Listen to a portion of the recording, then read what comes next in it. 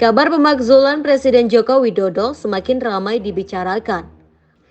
Pakar hukum tata negara Yusril Iza Mahendra menilai petisi yang meminta pemakzulan Presiden Joko Widodo merupakan hal yang inkonstitusional. Pasalnya, hal ini tidak sejalan dengan ketentuan pasal 7B Undang-Undang Dasar atau UUD 1945.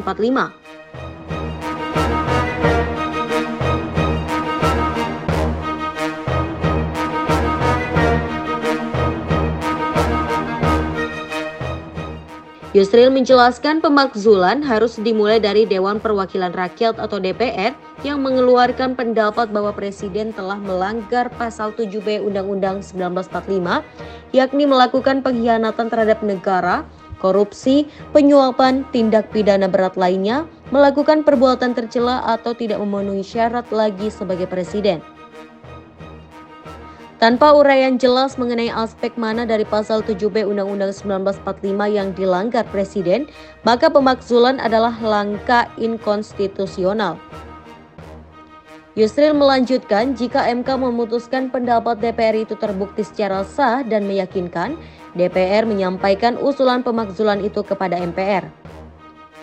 Selanjutnya, Majelis Permusyawaratan Rakyat atau MPR akan memutuskan apakah Presiden akan dimakzulkan atau tidak. Wakil Ketua Dewan Pengarah Tim Kampanye Nasional atau TKN Prabowo Gibran tersebut menilai pemilu bisa gagal dilaksanakan jika pemakzulan dimulai sekarang.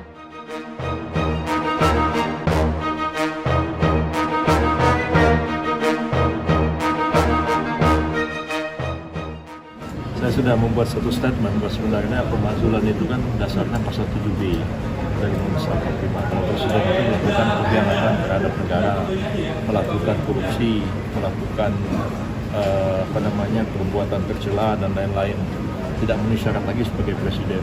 Nah, sementara itu kan tidak diuraikan dengan jelas apa sih yang dilanggar oleh Pak Jokowi terhadap pasal 7B itu, dan 100 orang yang menandatangani petisi supaya Pak Jokowi makzul itu kan kemarin bertemu dengan Pak Mahfud MD. Saya sependapat dengan Pak Mahfud bahwa isu pemakzulan itu bukan urusannya Menko Polhukam, ya. Itu urusannya DPR sebenarnya. Lebih baik mereka datang ke DPR dan lihat apa reaksi dari fraksi-fraksi DPR, apakah mau respon adanya pemakzulan ini atau tidak.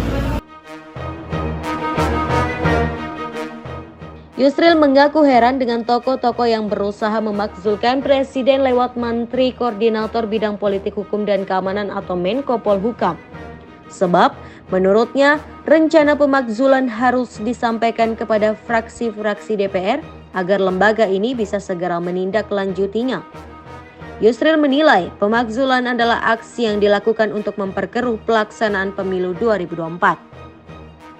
Di sisi lain, Ketua Umum Partai Golkar Erlangga Hartarto menyatakan tidak ada gerakan pemakzulan atau impeachment Presiden Joko Widodo di DPR. Erlangga mengatakan Golkar merupakan salah satu partai dengan jumlah anggotanya yang cukup mayoritas di parlemen. Di dalam lembaga legislatif tidak muncul gerakan penggulingan Presiden Jokowi. Menurut Erlangga, saat ini persentase partai pendukung pemerintah mencapai 85%. Karena itu ia tegaskan tidak ada isu penggulingan Presiden Jokowi.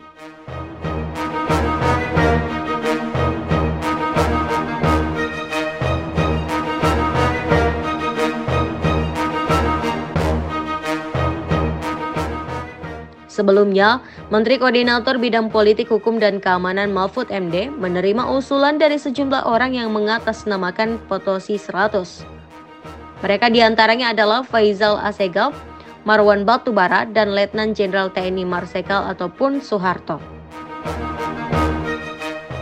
Dua orang mereka menyampaikan tidak percaya pemilu ini berjalan curang, oleh sebab itu berjalan adil dan nampaknya sudah dimulai kecurangan. Sehingga mereka minta ke Menko Polhukam untuk melakukan tindakan melalui des pemilu yang ada.